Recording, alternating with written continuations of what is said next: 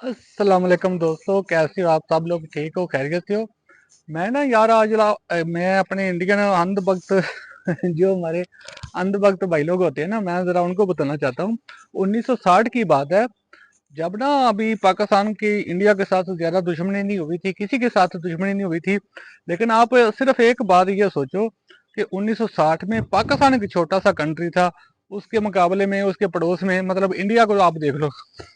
India की उस वक्त 80 करोड़ या 70 करोड़ आबादी थी। चाइना की भी इतनी थी, 70-80 करोड़ आबादी थी। पाकिस्तान की 14 करोड़ या 10 करोड़ आबादी थी। मतलब पाकिस्तान इंडिया और चाइना के मुकाबले में एक छोटा सा कंट्री था। तो हुआ क्या भाई लोगों, 1960 में ना जो चाइना के चेयरमैन थे ना, जो चाइना का करता धरता था, जो चाइना पूरा कंट्रोल कर रहा था, उसका नाम था माजेतौन। माजेतौन, उसको माओ बोलते हैं। माओ ने इंडिया को भी नक्शे भेजे और पाकिस्तान को भी नक्शे भेजे। उसने इंडिया को भी नक्शे में, मतलब इंडिया की जो टेरिटरी थी ना, उसने वो दिखाई कि वो चाइना की टेरिटरी हमें दे दो, लाइक स्काई चीन, लद्दाख और ये वो। उसने पाकिस्तान की, जो पाकिस्तान की मेन टेरिटरी थी ना, वो भी माओ ने ना अपने नक्शे में दिखाई। और पाकिस्तान को नक्शा भेजा कि भाई ये हमारी टेरिटरी है। कश्मीर का कुछ इलाका उसने दिखाया, गिलगित बल्तिस्तान अभी हम उसको बोलते हैं, लेकिन वो है कश्मीरी। तो उसने बोला कि भाई ये मेरा इलाका मुझे दे दो। तो पाकिस्तान छोटा कंट्री था, चाइना से भी छोटा था, इंडिया से भी छोटा था। पाकिस्तान डर गया। पाकिस्तान ने ना नेहरू लाल से, तब आपका प्राइम मिनिस्टर नेहरू लाल था, तो पाकिस्तान ने इंडिया से दोस्ती का हाथ बढ़ाया। उसने बोला कि देखो, हम अकेले सर्वाइव नहीं कर सकते, आप भी हमसे बड़े हो, चाइना भी हमसे बड़ा है। अगर हमें बड़े दुश्मनों से बच के रहना तो किसी एक के साथ दोस्ती करनी पड़ेगी। तो पाकिस्तान ने सबसे पहले दोस्ती का हाथ इंडिया की तरफ बढ़ाया था, क्योंकि हम साथी थे, हम साथ रहे थे पिछले हजारों सालों से। तो हमें इंडिया ने उतारा था। इंडिया ने बोला नहीं भाई, हम तो आपसे दोस्ती नहीं करेंगे, आप जाओ। मैं आपको भाई ये बता रहा था अंध भक्तों, हिंदुओं, कि जब माओ ने हमें नक्शे भेजे, उसने हमारी टेरिटरी पे भी, उसने अपने मैप में, उसने जो चाइना का मैप दिखाया, उसने पाकिस्तान का भी टेरिटरी दिखाया। उसने बोला ये तो चाइना का इलाका है। तो पाकिस्तान डर गया, अभी चाइना अटैक करेगा। तो पाकिस्तान भागे आए इंडिया के पास, क्योंकि हम लोग इकट्ठे रहते थे, हमारा हजारों सालों से दोस्ती थी। यहाँ एक साथ हिंदू मुस्लिम भाई भाई का नैरेटिव था। हम लोग इंडिया के पास पहले आए थे। ये 1960 की बात है। हिस्ट्री में आप जा के देखो, डॉक्यूमेंट्री में लिखा हुआ है। पाकिस्तान ने इंडिया को बोला कि अगर चाइना को कंटेन करना है तो पाकिस्तान इंडिया को दोस्ती करनी पड़ेगी, हमें साथ रल के मिल के सब कुछ करना पड़ेगा। तो आपका नेहरू लाल इतना घुमंडी था। नेहरू लाल ने बोला भाई हमें चाइना से कोई खतरा नहीं है, पाकिस्तान को खतरा है, पाकिस्तान अपनी प्रॉब्लम खुद देखे। मतलब टोटली इंडिया ने हमें डिनाई किया, हमारी दोस्ती करने से या आपस में रिलेशन बनाने से या ग्रुप बंदी करने से। टोटली इंडिया ने डिनाई कर दिया कि हमें तो इंडिया से, चाइना से कोई डर नहीं है, अगर तुमको डर है तुम जानो, तुम्हारा काम जाने। तो उसके बाद मजबूरन क्या हुआ भाई, हमारे ऊपर जो माओ डिस्प्यूट कर रहा था, वो बोल रहा था कि थोड़ा बहुत चाइना का इलाका हमारे कश्मीर का इलाका उसका 12, मतलब 12,000 किलोमीटर का, स्क्वायर किलोमीटर का वो इलाका था, हमने वो दे दिया उसको, उस वक्त ही दे दिया था। और हमने अपने चाइना के साथ बॉर्डर सिक्योर कर लिए थे। हमारा अभी चाइना के साथ कोई बॉर्डर डिस्प्यूट नहीं है। लेकिन आप लोगों का चल रहा है, आपने 61 में पुर्तगाल से जंग जीत ली, 5,000 फौज को आपने 5 लाख के साथ शिकस्त दे के अपने आपको हीरो मान लिया। आपने फिर 1962 में चाइना से भी मार खाई, जलील हुए आप लोग। वो एक हिस्ट्री है, वो मैं उस पर बात नहीं करना चाह रहा। मैं ये बात आपको ये बताना चाह रहा हूँ कि हम चाइना से पहले आपके पास आए थे, आपसे दोस्ती करने के लिए, कि हम दोनों मिलके अच्छा एक ग्रुप बनाते हैं या आपस में गठजोड़ करते हैं। लेकिन आप लोगों ने डिनाई किया था, इंडिया ने डिनाई किया था पाकिस्तान को। अभी पाकिस्तान को देखो, चाइना भी। मैं सॉरी चाहता हूँ अपने देखने वालों को, सुनने वालों को, ये शोर हो रहा है ये ग्रास ग्रास काटने वाली मशीन कोई चला रहा है मेरे साथ में। तो हम सॉरी, आप लोगों को ये बर्दाश्त करना पड़ेगा। मैं ये बता रहा था कि जब पाकिस्तान पे बुरा टाइम आया था 1960 में, पाकिस्तान भागा भागा पहले इंडिया के पास ही आया था, क्योंकि हम लोग ही ज्यादा करीब थे, हम लोगों ने टाइम गुजारा हुआ था, साथ रहे थे हजारों साल। लेकिन आप लोगों ने बदमाशी की, तब हमारे साथ हमें अकेला छोड़ दिया, हमें मजबूरन चाइना के साथ जाना पड़ा। अभी देखो चाइना हमारी पपियां जफियां कर रहा है, अमेरिका हमारी पपियां जफियां कर रहा है। दुनिया की दो इस टाइम, इस वक्त 2025 में दुनिया की दो सुपर पावर है, एक अमेरिका है, दूसरी चाइना है। वो दोनों हमारी पपियां जफियां कर रहे हैं, और दोनों ही आपको मुंह नहीं लगा रही। इंडिया को लिटरली, मेरी मैं बात का माइंड मत करना अनभक्तो, आपको कोई भी मुंह नहीं लगा रहा, आपकी एक टक की वैल्यू नहीं है इस दुनिया में, जो मौजूदा 2025 की दुनिया है। आपकी कोई एक टक की वैल्यू नहीं है। देखो मैंने कल भी वीडियो में बताया था कि जो एक किसी कंट्री का हेड ऑफ स्टेट होता है ना, प्रेसिडेंट होता है, वो बहुत रेयर होता है कि वो किसी मुल्क दूसरे मुल्क के आर्मी चीफ से मुलाकात करे। उसने हमारे आर्मी चीफ से मुलाकात नहीं की, कल उसने लंच किया, बकायदा पूरा वर्किंग लंच उसने हमारे आर्मी चीफ के साथ किया। ठीक है, मुझे कल डाउट था कि वो ईरान के खिलाफ कुछ ना कुछ लेगा पाकिस्तान से, लेकिन मुझे ये खबर अभी मिली है कि पाकिस्तान के आर्मी चीफ ने ऐसा कुछ भी प्रॉमिस नहीं किया कि पाकिस्तान की एयर स्पेस या पाकिस्तान की जमीन ईरान के खिलाफ यूज होगी। तो वो बात तो आप भूल जाओ। वो कल मुझे डाउट थे, आज अल्लाह का शुक्र है वो मेरे डाउट खत्म हो गए हैं, क्योंकि मैं 24 घंटे इन रहता हूँ, इंटरनेशनल न्यूज सुनता रहता हूँ। मैं आप लोगों की तरह गोदी मीडिया नहीं देखता, मैं अल जजीरा, बीबीसी और CNN, Fox News, international news देखता हूँ सारा दिन। तो आप तो गोदी मीडिया देख के अभी सो जाओगे, क्योंकि आप तो अंधभक्त हो, आपको तो गोबर खाना है और मूत्र पीना है, वो आपकी फेवरेट चीज है। आई एम सॉरी ब्रदर, यार ना मेरा, क्योंकि मैं अपने बिल्डिंग में के पास ही हूँ, घर के पास ही हूँ, एक तो एक मशीन ने बहुत शोर मचाया हुआ है, घास काटने वाली ने, ऊपर से पता नहीं मेरा नेट का मसला चल रहा है। मैं आपसे ये बात कर रहा था भाई लोगों, देखो आप लोग हमसे पंगा लेते रहोगे, इसमें ना तो आपका फायदा है ना पाकिस्तान का फायदा है, इसमें फायदा है चाइना का। आप कभी मैं कहता हूँ मोदी हमारे लिए बहुत गुड लक साबित होता है, क्योंकि मोदी एक पागल सा, जहल सा, एक चाय बेचने वाले एक बंदे का क्या वाइज हो सकता है, वो कितना दूर तक सोच सकता है, मतलब वो उसमें लीडरशिप की क्या क्वालिटी हो सकती है, आप खुद सोचो।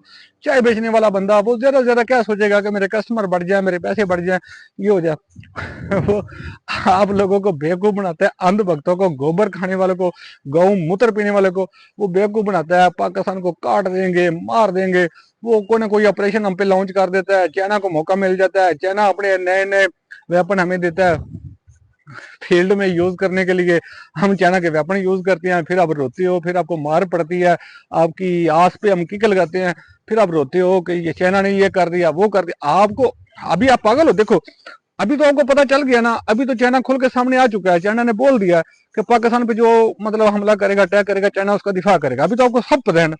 अब अगर देखो, अभी संदूर ऑपरेशन तो हो गया, उसके बाद अगर आप 1 मंथ बाद, 2 मंथ बाद ऑपरेशन लिपस्टिक लेके आ जाती हो या ऑपरेशन कंगन लेके आ जाती हो, तो आपको पता होना चाहिए ना कि आपका पाकिस्तान के साथ अकेले के साथ फाइट नहीं है, आपकी चाइना के साथ फाइट है। तो फिर अगर आप मार खाओगे या आपकी आस पे किक लगेगी, तो फिर आप रोना बैठ जाओगे, यार वो तो चाइना ने ये कर दिया, वो कर दिया, तो आप अंधे हो। आपको पता होना चाहिए, आप जब पाकिस्तान से लड़ने आओगे या पाकिस्तान से फाइट करने आओगे, तो आपको दो फ्रंट पे लड़ना पड़ेगा, पाकिस्तान के साथ चाइना भी है। चाइना बेशक आपके साथ फ्रंट पे नहीं लड़ रहा, लेकिन हमें बैक तो कर रहा है, हमें सारे वेपन दे रहा है, सब कुछ कर रहा है। तो सोच समझ के ये करा करो, मोदी के पीछे लग जाते हो, मोदी एक जहल आदमी है, वो आपको कहता है। हमारे यहाँ ना एक कहावत है, उर्दू में ना कहावत बोलते हैं, मतलब सेइंग, जैसे इंग्लिश में सेइंग बोलते हैं। हमारे यहाँ कहावत है कि किसी ने इंडियन जर्नल से पूछा कि क्या अन करीब अगले 2-4 मंथ में दोबारा इंडियन एयरफोर्स पाकिस्तान की आर्मी से मार खाएगी, तो आगे से किसी अंधभक्त ने कहा मोदी है तो मुमकिन है। मतलब मोदी है तो आप हमसे मार खाते रहोगे, मार खाते रहोगे। आप ये समझते हो कि हम छोटा कंट्री है, आपसे छोटा है, आपसे पॉपुलेशन कम है, या आपसे हमारा रकबा छोटा है, तो आप हमें मार लोगे, कुट लोगे, ये आपकी भूल है भाई। हम भूटान नहीं है, हम नेपाल नहीं है, वी आर पाकिस्तान। हम एक न्यूक्लियर स्टेट है, एक न्यूक्लियर कंट्री है। और आपका वो जो एक दफाई तजिया निगार है ना, मुझे बहुत पसंद है, वो परवीन सैनी उसका नाम है, वो आपको कितनी बार बोल चुका है कि अगर इंडिया पाकिस्तान की जंग लगती है, वार होती है, प्रॉपर फुल स्केल वार भी होती है, तो पाकिस्तान कभी भी आप इंडियन पे न्यूक्लियर नहीं चलाएगा। न्यूक्लियर तो वो चलाते हैं ना जिसकी आर्मी कमजोर हो। हमें लगे कि इंडियन आर्मी ने हम पे कब्जा कर लिया, जैसे आपका गोदी मीडिया बताता है कि इंडियन आर्मी घुस गई लाहौर में, इस्लामाबाद में, पिंडी में, कराची फतह कर लिया, ये कर लिया। भाई हमारी आर्मी टोटली इंडिया की आर्मी को compete करती है, हम कभी भी आपकी आर्मी से हारेंगे नहीं। वो तो एटम तो बाद में चलेगा ना, जब अल्लाह ना करे अगर हम हारने के करीब हुए, तो फिर हम एटम चलाएंगे, आपको भी मारेंगे, खुद भी मार देंगे, लेकिन अल्लाह का शुक्र है ऐसा कभी कोई टाइम नहीं आएगा। हम वैसे ही आपको कूट लगा सकते हैं। हमारे पास उतने ही वेपन हैं जितने आप लोगों के पास हैं। आप तो खुद को विश्व गुरु क्लेम करते हो, फलां करते हो, आपको ना क्रिश्चियन पसंद करते हैं, ना यहूदी पसंद करते हैं, ना मुस्लिम पसंद करते हैं। तीनों के मजहब के मुताबिक आपको रपा रपा की सजा है, आपका गला काटने की सजा है। तो आप पता नहीं किस खुश फहमी में रहते हो। आपको लगता है यूरोपियन लोग आपको पसंद करते हैं, वो भी बुत परस्ती को नापसंद करते हैं, क्योंकि वो क्रिश्चियन है, वो भी अल्लाह लास्ट बात मैं अपने इंडियन अंधभक्तों भाइयों को बताना चाहता हूँ कि जो आपके दिमाग में गोबर तो पहले ही भरा हुआ है ना, क्योंकि गोबर आप खाते हो, गौमूत्र पीते हो, गोबर तो आपके दिमाग में पहले भरा हुआ है।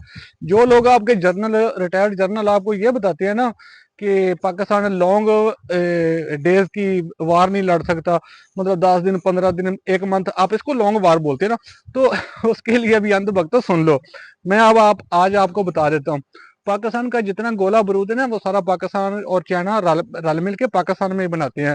तो हमें उसकी कोई प्रॉब्लम नहीं है, हम सालों साल आपके साथ जंग लड़ सकते हैं।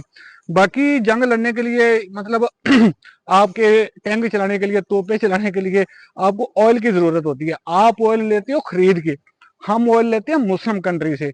हमारे सऊदिया के साथ भी टर्म है कि अगर हम जंग की हालत में होंगे तो सऊदिया में फ्री में ऑयल देगा। ये हमारे लिखत है, रिटर्न में ये हमारे एग्रीमेंट है उनके साथ। और हमारा ईरान के साथ भी रिटर्न एग्रीमेंट है कि अगर हम जंग के हालत में हो गए इंडिया के साथ, तो हमें ईरान भी ऑयल गैस सब कुछ फ्री देगा। और गोला बारूद हमारा पाकिस्तान के अंदर ही बनता है। और आप लोगों ने वेस्ट से मिनटे तरले करके कटोरा लेके असला लेना होता है। हमारा असला चाइना से आता है, और चाइना हमारा पड़ोसी है। सपोज करो हमारी आपके साथ जंग लग भी जाती है, फुल स्केल वार हो जाती है, 1 मंथ 2 मंथ 3 मंथ, आपका वेपन खत्म होने वाला है, क्योंकि आपने यूरोप रशिया अमेरिका पता नहीं कहां कहां से मांगा तांगा करके लिया हुआ है। हमारा सारा वेपन चाइना से आ रहा है, आधे से ज्यादा 75% तो हमारा सारा वेपन पाकिस्तान के अंदर बन रहा है। अगर नहीं भी बन रहा तो सारा हमें चाइना की सप्लाई से आएगा। चाइना हमारा पड़ोसी है, हमारे बॉर्डर है। वो हमें ट्रक से जहाज जहाज भरने की भी जरूरत नहीं है, वो ट्रक से बस में डाल डाल के हमें देता रहेगा। तो हमारे पास ऑयल की कमी नहीं है। ये मत तो सोचा करो कि हमारे पास पैसा नहीं है तो हम जंग नहीं लड़ सकते। अरे भाई अंधभक्तो, हम हजारों साल जंग लड़ सकते हैं। हमारा ऑयल फ्री होगा, हमें सऊदिया, हमारे सऊदिया के साथ रिटर्न ये डॉक्यूमेंट। हमें बेकारी फलाना टमकाना, कटोरा लेके मांगने वाला, ये वो बोलते हो। आपको शर्म आनी चाहिए। आपकी जो इकोनॉमी 4 ट्रिलियन हुई है ना, वो सिर्फ आपकी संख्या, संख्या हिंदी में बोलते हैं ना, जिसको हम उर्दू में तादाद बोलते हैं, या इंग्लिश में बोलोगे तो नंबर बोलोगे। आपका नंबर मतलब 140 करोड़ है। उस हिसाब से इतनी बड़ी दुनिया की आप मंडी बन गए हो, उस हिसाब से आपके पास 4 ट्रिलियन आ जाता है। आप दुनिया में कुछ बनाते नहीं हो। आप मुझे एक चीज बताओ जो आप इन्वेंट करते हो। जैसे देखो, फ्रांस है वो राफेल बनाता है, जर्मन है वो टाइपून बनाता है, टैंक बनाता है, या BMW मर्सिडीज बनाता है, अमेरिका पता नहीं क्या क्या बनाता है, जापान टोयोटा करोला सुजुकी पता नहीं क्या क्या बनाता है, इंडिया क्या बनाता है? कुछ भी नहीं। आप सिर्फ संख्या ज्यादा होने की वजह से आपकी इकोनॉमी थोड़ी सी ज्यादा हो गई है, 4 ट्रिलियन। लेकिन अभी भी 80 करोड़ हिंदुस्तानी भूखे मरते हैं, जिनको गवर्नमेंट खाना देती है। पाकिस्तान में तो ऐसे हालात नहीं है। पाकिस्तान को बड़ी इकोनॉमी होने की जरूरत ही नहीं है। आप दूसरी बात फिर आप कहते हो क्या पाकिस्तान इंडिया के साथ लॉन्ग टर्म में जंग नहीं लड़ सकता? क्यों नहीं लड़ सकता? आप मुझे बताओ। हमारा सारा गोला बारूद पाकिस्तान के अंदर बनता है चाइना के साथ मिलके। और अगर हमारा गोला बारूद या कुछ भी प्रॉब्लम हो भी जाता है, हमें तो चाइना हमारा पड़ोसी या नेबर है, इमीडिएट बॉर्डर मिलता है हमारा, हमें वो ट्रक से, कार से, बस से सारा कुछ सप्लाई करेगा। तुम किधर से लोगे?